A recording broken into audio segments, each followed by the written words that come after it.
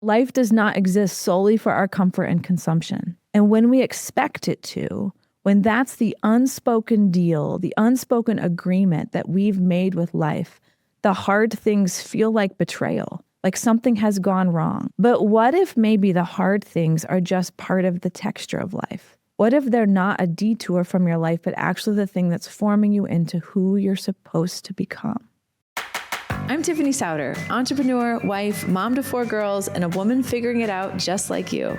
Come on, let's go build your life of and. Last Saturday, JR took Quincy, our 5-year-old, to a daddy-daughter dance, and she was the most excited to be the only sister who had any plans. We curled her hair, picked out the outfit, did all the things. And while they were gone, I was at home with the older 3, sitting on the back porch, picking out prom hair for my oldest, just dishing on friendships, talking skincare, just like in it together, spending just a sweet, spring evening on the back patio. At the end of the evening, Quincy comes flying in the house, talking a mile a minute, caught somewhere between being completely on cloud 9 and being totally exhausted. And before I knew it, the girls decided that they needed Culvers. They piled into the car and they were headed out just to get ice cream. No mom, no dad, no plan, just sisters. And I remember standing in the driveway, watching them pull out, and I thought, that's it. It's the whole thing. I'm Tiffany Souter, and this is Tiffany Unscripted, a new episode style that I'm trying out where I'm not teaching, I'm not interviewing, I'm just talking. And today I want to talk about what it feels like to be right in the middle of your life. Because at 45, I'm very much in the middle. And yeah, there's a lot happening. So if you've been following along, you know that we're in the middle of, we sold our house that we'd been in for 10 years about 9 months ago. I have been living with my in-laws for the last 6 months, and we're renovating a home. And so we're T-minus 15 days from moving into this renovated home. And I've been in full logistics boss mom mode, boxes, decisions, timelines, who's doing what. And somewhere literally in the middle of all of this doing, I had this thought come through my head that I just wasn't expecting. And I realized this might be the last time I ever move my things. I'm pretty sure this is our forever house. And when that thought landed on me, I wasn't sad exactly. It was more like reverence. Something met me in the quiet and said, Tiffany, pay attention. This is a moment. I thought about our first home. I remember just getting married, the excitement of that first grown-up purchase, the feeling that your whole life is ahead of you and literally everything is a possibility.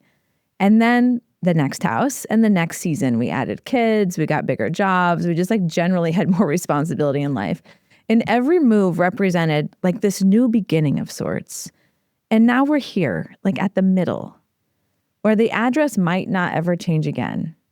And instead of this feeling like an ending, I too want it to feel like a beginning, we're still at the start of something. And I started to think, maybe I finally get to just be fully here. Maybe this is the house where I'm not striving, I'm not wishing, and I can focus on just being. Just being here.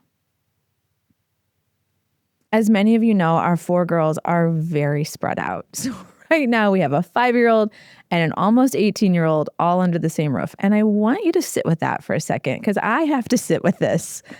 Almost every day I think about this, literally, what this is going to look like. Because simultaneously I'm at the beginning and the end of the parenting chapter. And I say end of the parenting chapter. I know it's not over when she goes to college, but this idea of all of my girls being under one roof, all of us together, that's your primary address, that chapter is beginning to come to the close. So next year, we're going to have a senior in high school and we're going to have a kindergartner, which is just wild. I think about back to school shopping. It's just going to be nuts. And to give you a picture of what that actually looks like on a Wednesday, this is what my schedule looks like. I'm up at 5:30 to make breakfast before early morning swim practice for my oldest. I'm still awake at 10:15 p.m. at the stove making second dinner for when Ainsley comes home from her late practice. And somewhere in the middle of that, I'm doing bedtime prayers and teeth brushing with my 5-year-old. and running math facts with my 10-year-old. 4 kids, 4 different needs, 4 different versions of mom, I need you. It's just on very, very different ends of the clock right now. There are days when this spread makes me feel super stretched. And I feel like so many of us, I'm trying not to wish this stage away, not to wish this stretch away, not to move through it quickly, not to be annoyed with the early alarm and the breakfast on one end and the late dinner on the other end. I want so desperately to just be in the middle of it. One of my goals for these Tiffany Unscripted episodes is to just share what life is teaching me. Maybe not in a life of and framework way, just in a real life, let me export kind of way. So alongside the kids' wild schedules and the move and just keeping work going, building life of and, I'm walking through some really difficult things personally right now. The details right now just aren't relevant. Perhaps one day I'll jump on and share them.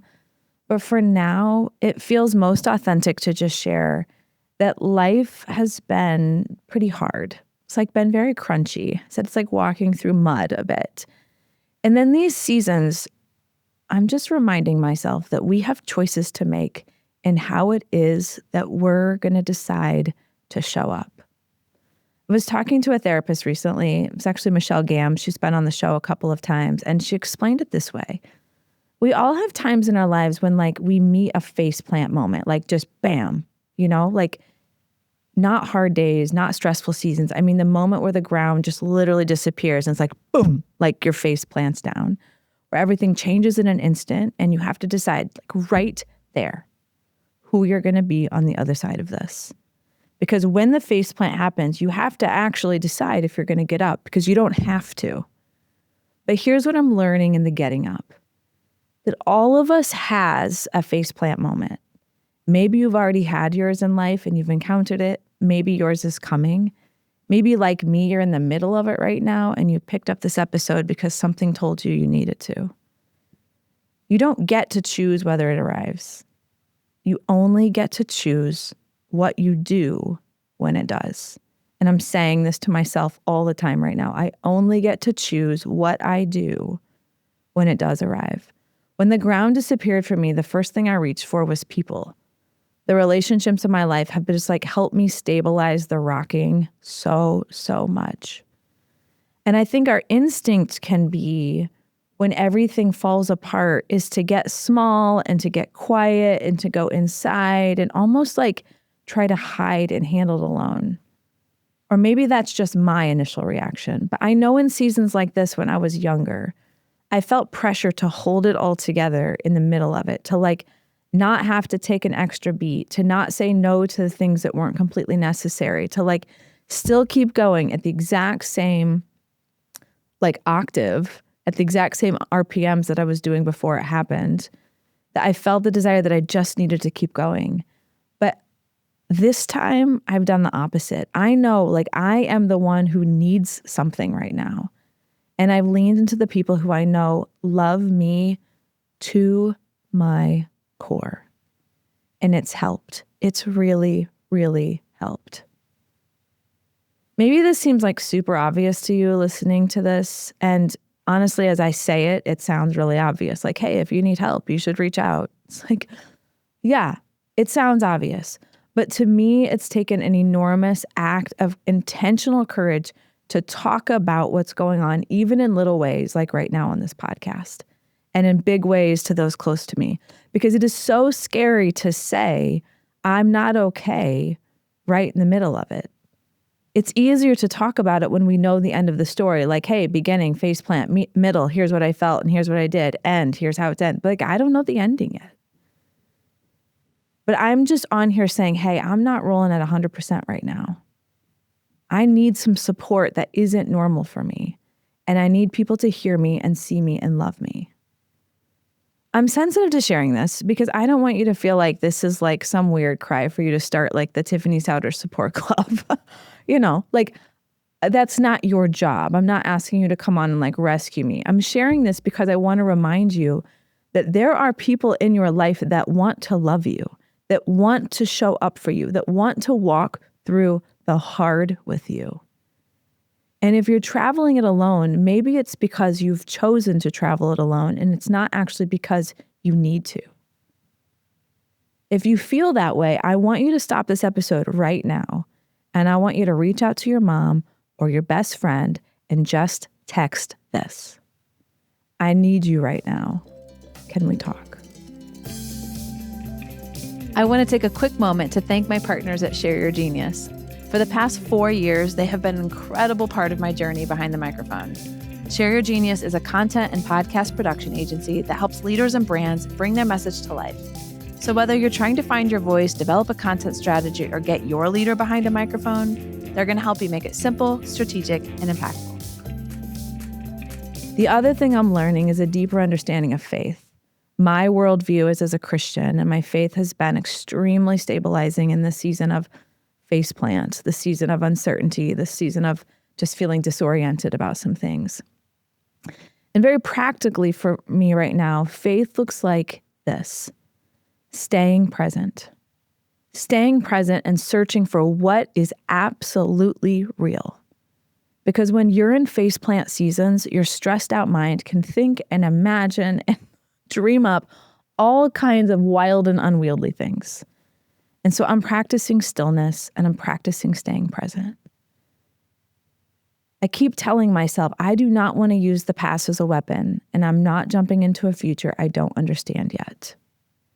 I don't want to use the past as a weapon, and I'm not jumping into a future that I don't understand yet. I'm just being here, just now, just still. Just what is actually true in this moment. Because here's what I know, or maybe I should say, here's what I'm learning. Life does not exist solely for our comfort and consumption. I'm going to say that again because it sucks, honestly, that it's not true. But life does not exist solely for our comfort and consumption. And when we expect it to, when that's the unspoken deal, the unspoken agreement that we've made with life, the hard things feel like betrayal, like something has gone wrong, like this wasn't supposed to happen to me.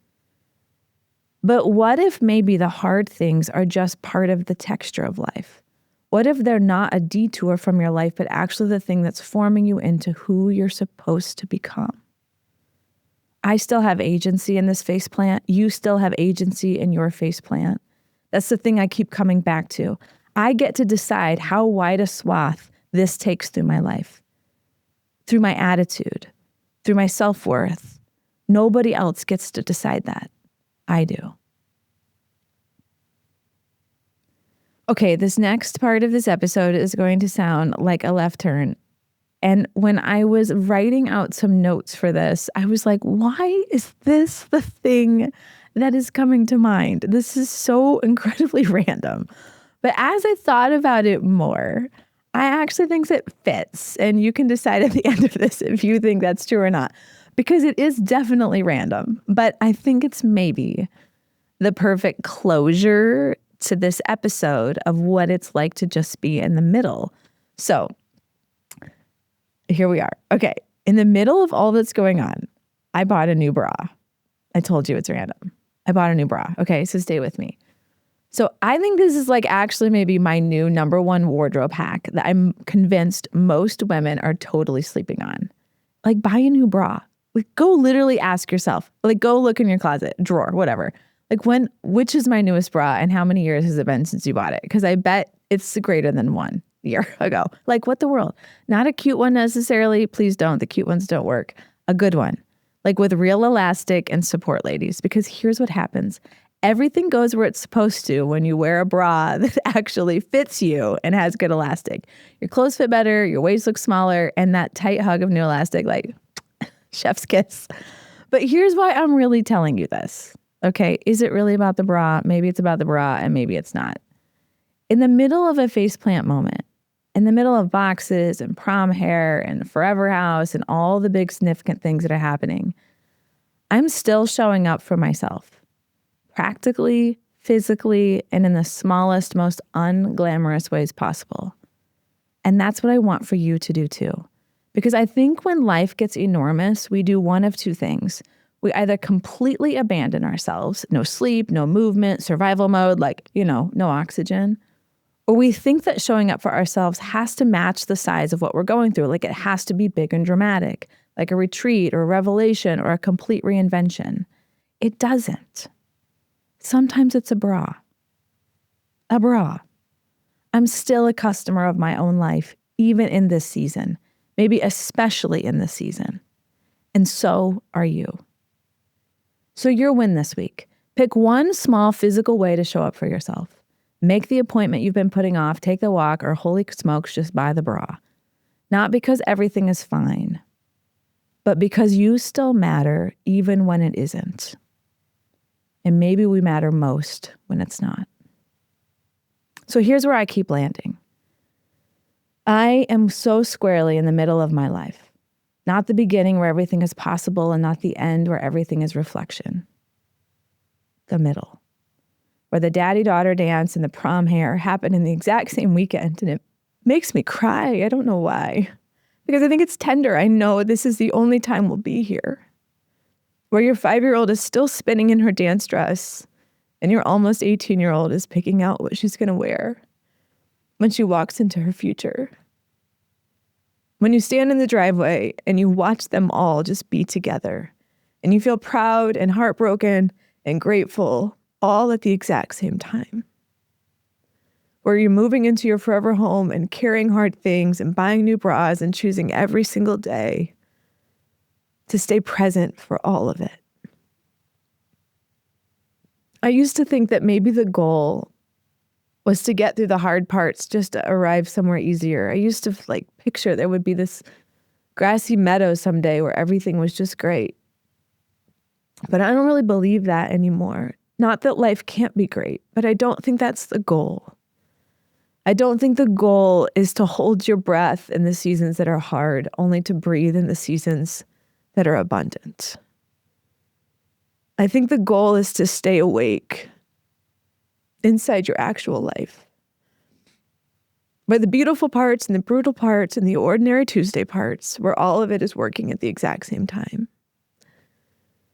Not using the past as a weapon and not jumping into the future that you don't understand yet. To just be here, to just be this, to just be now. So if you're in a faceplant moment right now, I just want you to know you're not alone. In the way that I'm not alone, lean into the people who love you to the core.